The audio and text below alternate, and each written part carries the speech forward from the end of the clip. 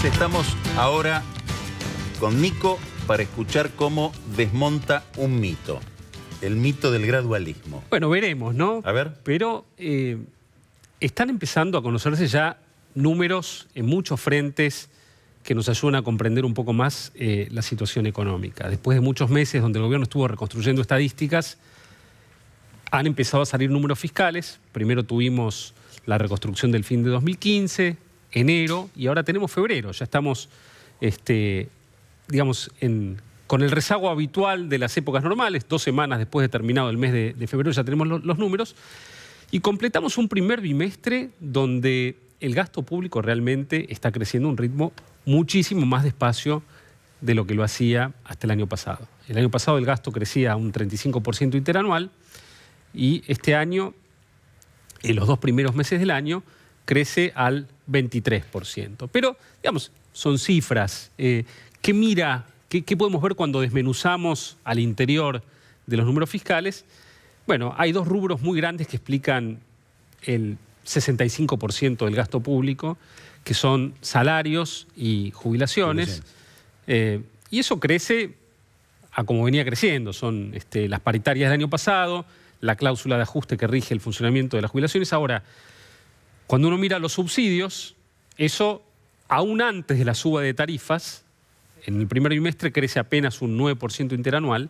Es decir, que cuando empieza a impactar el aumento del precio de la energía eléctrica, el aumento del precio del gas, que seguramente lo vamos a conocer este viernes, esa cifra probablemente sea aún más baja.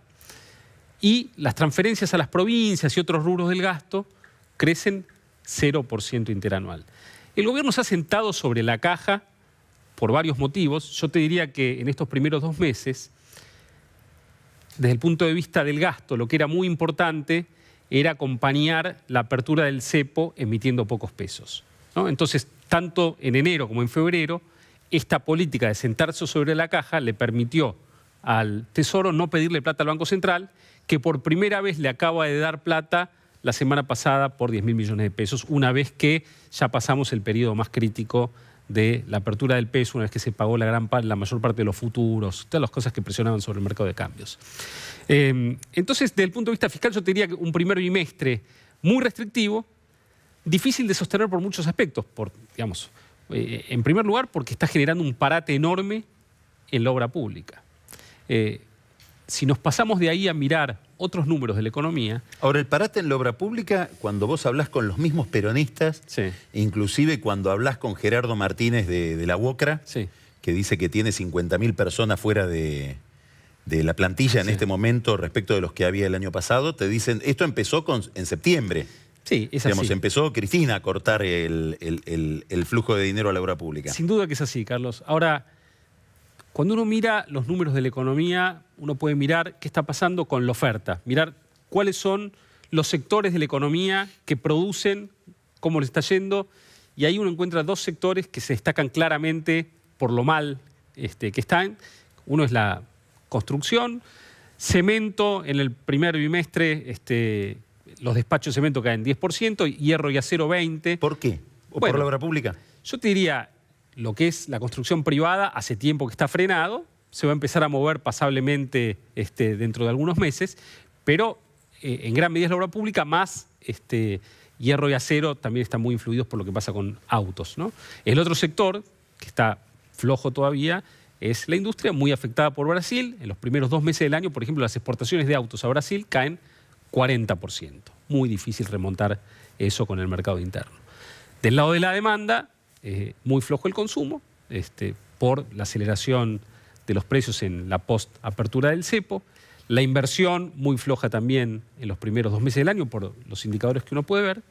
La contracara de todo esto, en esta economía que está fría todavía en el primer trimestre, pagando los costos de la normalización de algunas variables, es que en marzo vamos a tener por primera vez, desde que asumió este gobierno, una inflación por debajo del 4% mensual. Seguramente la inflación de marzo va a estar en un nivel parecido a 3,2, 3,3%, con la inflación núcleo, la que excluye los productos regulados y estacionales, más cerca de 2, 2,5%. Lo que augura que, aún con la suba del precio del gas en abril, probablemente en abril ya tengamos una inflación total más cerca al 2,5% mensual. Cuando en abril... El punto débil que vos estás viendo es, y tal vez es inevitable, el nivel de actividad. Sí. El nivel de actividad... Muy influido por el factor brasileño también. Está muy influido por el factor brasileño, muy influido por la confluencia de salarios viejos con precios nuevos, eso post-paritaria se va a revertir un poco, y por tasas de interés que todavía son muy altas. El contrafactual de estas tasas de interés tan altas que están estabilizando el mercado de cambios en un banco central sin reservas es qué hubiera pasado si el gobierno no estabilizaba el mercado de cambios. Entonces, pero bueno, a los gobiernos no se los juzga por el contrafactual, se los juzga por lo que hay. Las tasas de interés son muy altas. Ahora, yo creo que una vez que se conozca la inflación de marzo, el gobierno, el Banco Central va a tener el primer elemento para mostrarle al mercado en términos de los resultados de sus políticas, y creo que vamos a empezar a ver un inicio en una senda bajista en las tasas de interés que se va a ir consolidando en la medida en que veamos tasas de inflación más bajas en los meses que vienen, ¿no? Ahora, ¿cómo transitar el mundo del futuro? El de los resultados que va a producir eventualmente un programa que tiende a bajar las tasas de interés en dólares porque baja el riesgo país, porque arreglamos con los holdouts, las tasas de interés en pesos porque la inflación empieza a bajar, con este mundo del presente tan duro.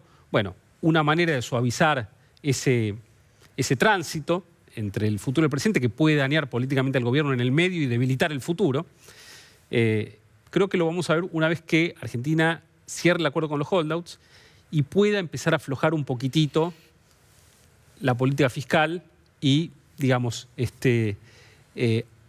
pasar del shock fiscal, el no gradualismo del primer bimestre, a algo un poco más suave en los meses que vienen, sin tanto control sobre la caja. Estás al revés que muchos de tus colegas. Bueno, los números no muestran gradualismo fiscal. Hay que ir hacia el gradualismo, vos decís. Digamos, creo que una vez que uno tenga el financiamiento, creo que era muy importante por motivos monetarios, ser muy, muy restrictivo en lo fiscal al principio, digamos, para no generar presiones cambiarias al comienzo en una operación tan delicada como era abrir el mercado de cambios de la Argentina después de tantos años de cepo. Una vez que eso está abierto y, digamos, una vez que Argentina recupera el acceso al crédito, bueno, creo que en términos de costos y beneficios, normalizar un poco la infraestructura. Todas estas iniciativas que anuncia el gobierno, que va a anunciar el gobierno en los próximos días como una especie de relanzamiento, que tienen que ver todas con... Es temprano para relanzarse, ¿no? O sea, era esperable todo esto. ¿Hay que relanzarse? No, yo creo que lo que piensan es que no han explicado bien y que van a aprovechar el acuerdo con los holdouts para dar una explicación secuencial de cómo se cruza el bosque, que es lo que vos acabas de describir. Tal vez no lo explicó nunca el gobierno, ¿no? Creo que comunican mucho y explican poco. Sí. Ahora, va a haber una cantidad va a haber mucho ruido en los diarios con distintos planes de distintos ministerios. Sí. ¿Eso mueve el amperímetro o es marketing? Yo te diría que es marketing. Por supuesto, en la micro alguna cosa se puede mover. Lo que, digamos, el gran impacto de este programa económico va a venir de la mano del impulso que le va a dar el sector privado. Es decir, el gobierno ha diseñado un programa económico cuyos resultados dependen de que el sector privado responda a las señales y a la cancha que está diseñando el gobierno.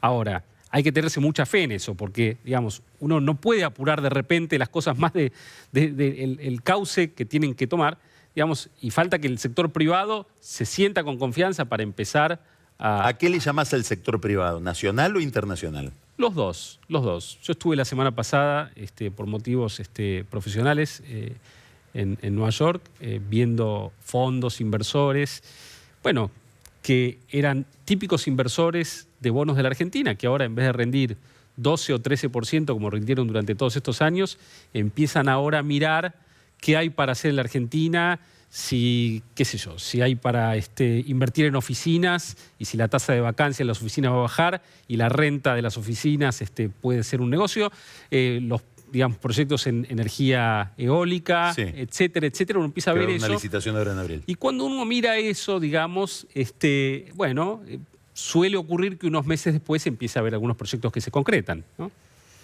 Nico, interesantísimo. Entonces, se terminó el mito del gradualismo. Estábamos en el shock.